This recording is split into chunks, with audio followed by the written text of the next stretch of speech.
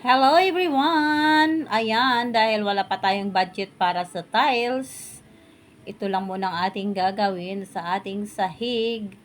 Pakikintabin natin siya at papupulahin para naman magandang tingnan ang ating sahig.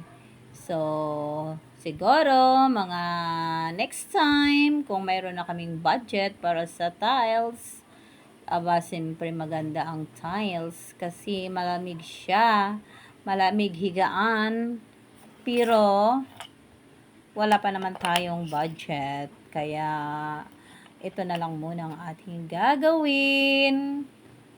Dati naman talaga yung hinihigan natin yung sahig na kawayan, mas maganda ngayon, ang lamig-lamig, ang sarap pa nga ng tulog mo sa sahig na kawayan, at saka yung kahoy na sahig.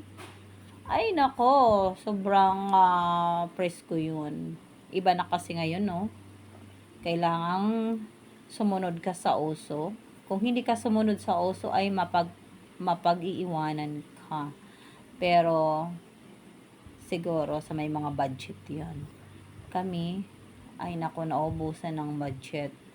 More budget para sa health at saka sa education. Doon ako pupunta yung